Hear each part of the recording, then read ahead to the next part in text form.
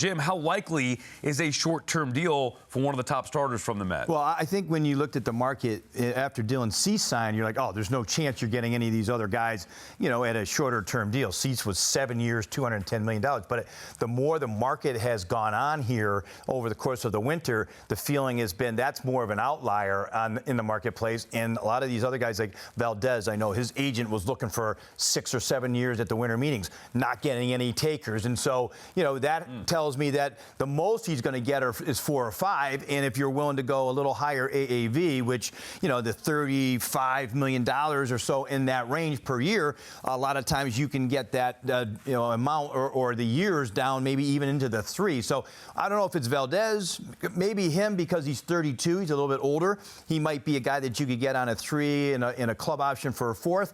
I don't think Suarez you can, but you never know. Again, the market is very fluid right now, and I think the Mets are in a really good position to react and pounce on it for some of these potential opportunities. Which one would you want if of the top guys if they're available? I've been pounding the table all offseason for Michael King because I think the Mets need a starting point, right? This is the foundation, and then you build, you layer up from there. If you want to swing a trade for a bigger starting pitcher, you can, but start with the free agent market. And you're telling me that Framber Valdez may not get 6 or 7 years. I think Michael King's probably available for 2 or 3, reportedly 4 at the most for Michael King, who has ace upside, but he's probably a 3 starter on a real championship team, a 2 starter on this current Mets team. He's got nasty stuff. He wants to be in New York, and the Mets love picking up their former Yankees. So go and get another Michael King. Yeah, I wouldn't mind him. I just don't look at him. I know he's one of the best starters on the market, but I'm talking top guys. I'm talking Valdez. I'm talking Suarez. Got to start somewhere, though.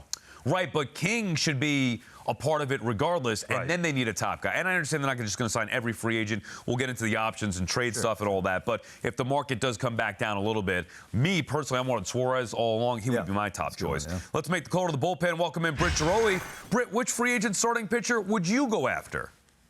I'm with you, Sal. I think Suarez. I think, especially if David Stearns is doing what we think he's doing, which is creating a different clubhouse chemistry. I think Valdez, with some of the issues he had in Houston, just would make me a little wary. A guy like Ranger Suarez, I think, presents really the total package for the Mets. I don't know if you're going to get him on that short year deal like Jim was discussing. I think you're probably looking at 4 or 5 years is what he's looking at. But this is a guy who has elite command. He's very tough for hitters to square up. He doesn't allow a lot of home runs.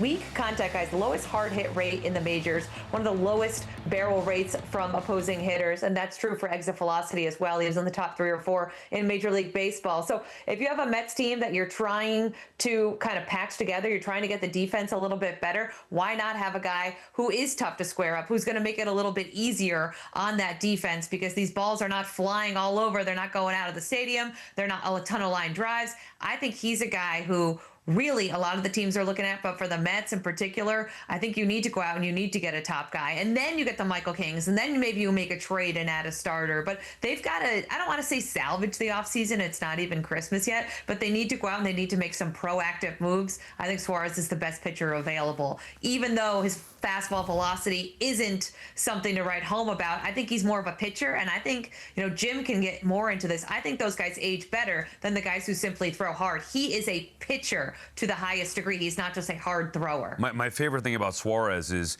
he's not an ex-Yankee. Bring him in. Sign somebody from another team. The Mets do seem to be, though, more aggressive in the second-tier market. Jim, who do you like there? Well, I mean, there's a lot there. It's not the guys that they need, the main priority, which is high-end starters. But there are some guys in that second tier that can make, 30 starts, can give you a lot of innings. A couple of them now, one of them, Tyler Mahle, was injured a little bit there last year, but he was very effective. He had a low, actually under 3 ERA, one of the lowest ERAs in the American League before he got injured. He was starting to get healthy at the end of the year. So he's an aggressive guy. He knows how to pitch. He's not a high strikeout guy, but I would definitely look into him. His off-speed stuff is really good. And the other one for me is Zach Littell, who was with Tampa and with Cincinnati, pitched in the postseason and got a postseason start against the Dodgers for the Reds. He's a guy that the last couple of years has given you almost 30 starts. Last year was 32 starts, 186 innings.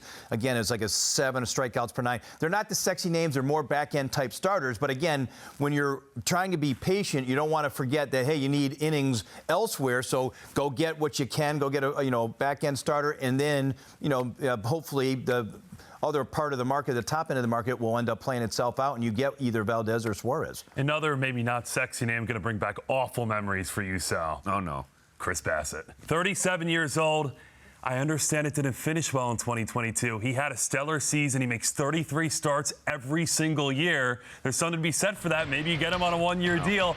You watch him pitch in the postseason, ultimate team player coming out of the bullpen in Toronto, dominating out of that bullpen in Toronto. He's the type of guy, I don't want just pitching for the Mets 33 times a year. I want that influence in the clubhouse. He had one bad start, and all of a sudden he's just on forbidden list with the Mets. No, I want Chris Bassitt in that room. If there's one thing I want less than former Yankees, it's former Mets. I don't want to see Bassitt back here. He was fine, but no reunion. I can't get He's on off. Sal's forbidden list. Is what it is. Yeah. It's not the Mets forbidden list. I can't get over the final series in Atlanta in 2022. I'm sorry. I'll never forgive him for that.